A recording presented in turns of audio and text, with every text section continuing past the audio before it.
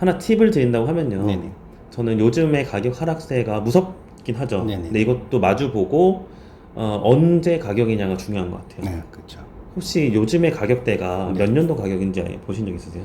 일단은 30% 정도 떨어지면 대충 2019년대 정도 되고 40% 정도 떨어진 데는 한 2017, 18년도 정도 되는 것 같더라고요. 예, 예.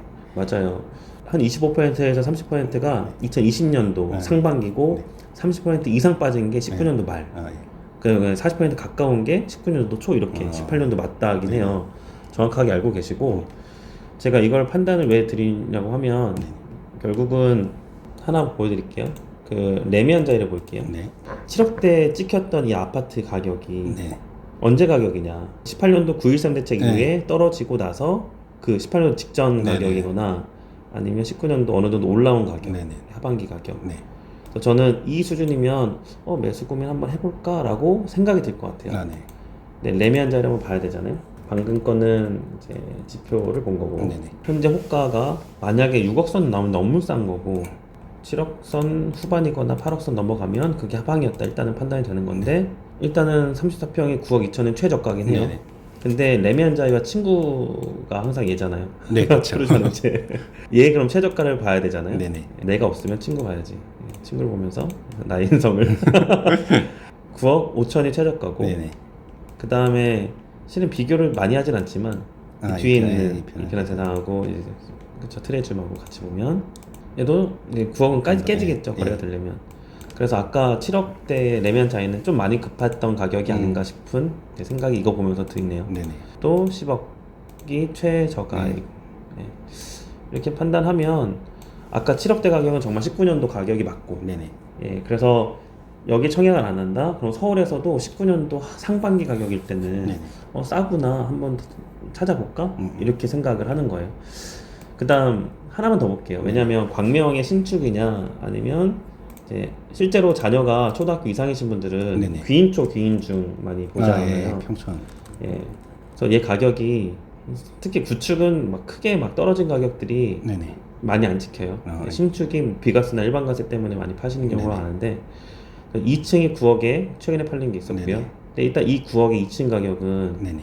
중층보다 10% 싸다고 느껴야 되지만 그래 9억 9천 10억이 적정가인데 어쨌든 보면 이 정도는 가격고 되죠. 이게 만약에 더 떨어져야 된다고 하면 7억대 중반 후반 이 정도 가격이면 얘는 이제 다른 데 떨어진 만큼 더 떨어진 거죠. 상대적으로 버티고 있다고도 보여지는 거고 이게 이제 다른 이제 인근의 단지에서 떨어진 가격이 있다고 하면 그게 또 이제 앵커가 되긴 하겠죠. 그래서 이제 어떤 금매 가격과 적정선을 보는 팁을 이제 말씀드린 건데 근데 이 팁이 정책이 나온 때라서 그래요. 이제 많이 오르니까 정책을 누르는 거잖아요. 그래서 2000년도에는 6.17 대책이 있었고요. 19년도가 12.16 대책이 있었어요. 그래서 그 전 가격은 2018년도에 9.13 대책이 있어서 그래서 2018년도 9월 가격과 19년도 12월 가격 사이가 일단은 현재 가장 최저가가 올라간 거의 절반 이상 토해낸 가격이에요. 그래서 그것도 이제 기준인 거고 반대로 보면 3년 전에 내 집을 마련했으면 얼마나 좋았을까라는 사람도 분명히 있을 건데 여기서 판단은 더 떨어지면 어떡하지? 그렇죠. 그래서 저는 아예 주거 안정성, 그다음 직주 근접, 생활권, 일단 이 정도면 타협해서 그냥 새 집에 내려면 하지라고 생각하는 청약 예비자분들은 일단 선택하기 좋고 그 다음에 40점대, 50점대 분들이 가점으로는 가성비 있게 돈이 아니라 커트라인 가깝게 당첨될 수 있겠구나라는 어떤 타이밍인 것 같아요. 그렇죠. 만약에 지금 제가 청약을 안 넣어서 이게 만약에 회복기가 되면은 사실 저 점수로는 더 되게 어려울 테니까요, 그죠? 맞습니다. 제가 유일하게 전입 이런 거 청약을 위해서 이사하고 진짜 싫어하거든요. 과천에 이제 전입하시는 분들도 하지 말라고 말렸는데 이제 경기도에서 유일하게 제가 그래 그 정도면 해도 된다라고 하는 지역이 광명이에요. 광명이었어요. 그 이유가 인구는 작고 그에 따라서 청약 통장 작고 일반 분양수는 많고 그래서 아직까지 현재 1년 또는 2년 이제 살고 계신 분은 충분한 기회가 남아 있다라고 보입니다. 그리고 저는 뭐 사실은 중도금 대출을 뭐 일부만 받아도 될 정도로 자금에 약간 여유가 있지만 어쨌든 제가 만약에 들어가게 되면 어느 정도 잔금 대출은 받아야 될 타이밍이잖아요. 이 금리가 계속적으로 이렇게 고금리로 가실 거라고 보세요? 어떻게 판단하시나요? 정말 모르겠어요. 왜냐면 제가 대학교 때 이게 학장 대출 받을 때 금리거든요. 지금 2000년도 초중반이라서. 근데 저희 부모님 세대에는 12%, 15% 이렇게 경험을 하셨다고 하니까 그거는 정말 국가 부도 사태. 그때 가면은 근데 위아더 월드로 나와 너무 힘든 거고 그때 신호가 안 오면 이 정도에서 한 7% 내외가 최고 수준이 아닐까.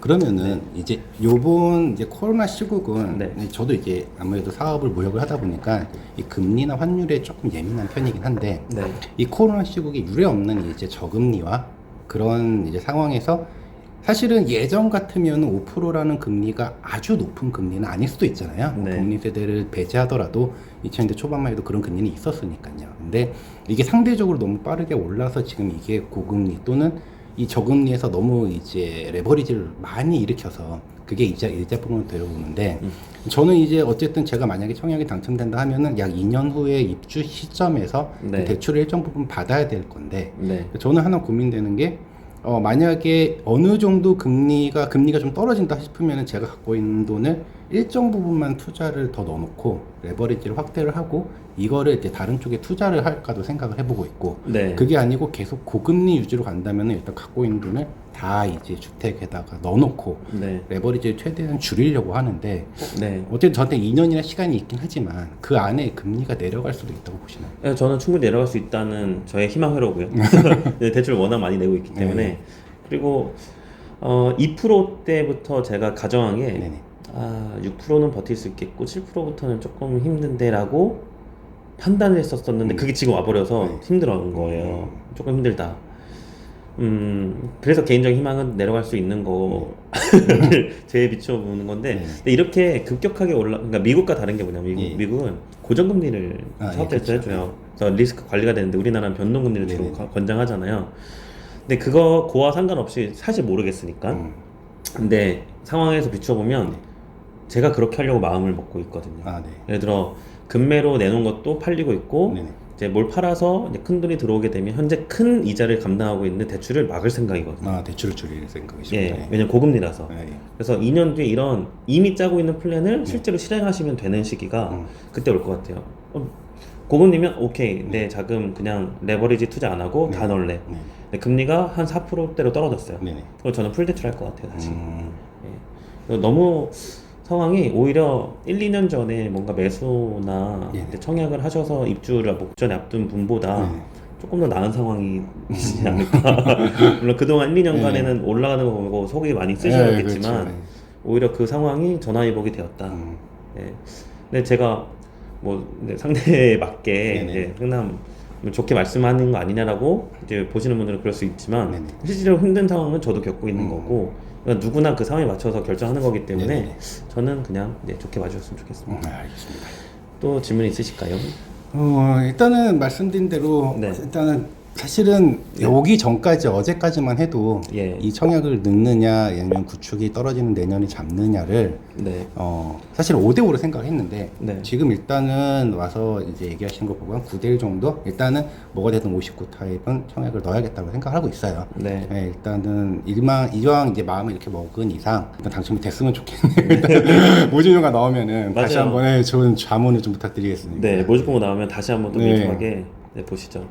다음에 연락 주실 때는 문자나 카톡 주시고 아마 제가 예상 가점을 뽑는 거는 1순위 날 아침에 뽑을 거예요. 그래서 기억해 두셔야 될 것은 정리하면 특별공급은 넣지 마시고 모집공고 나오고 저도 분양가 확인하고 호반이랑 일정 겹치는지 확인하고 안 겹치면 중복 넣을지도 다시 확인 그 다음에 1순위 날에 제가 오전에 예상 경쟁률 드린다. 이 정도로 정리하면 좋을 것 같습니다. 알겠습니다.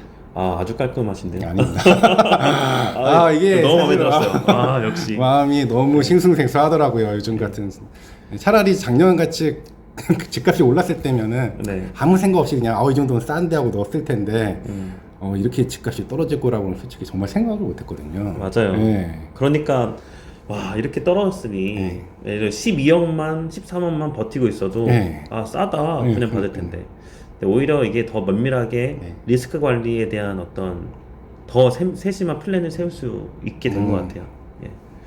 고생하셨습니다. 아닙니다. 오늘 정말 감사합니다. 또 뵙겠습니다. 네, 감사합니다.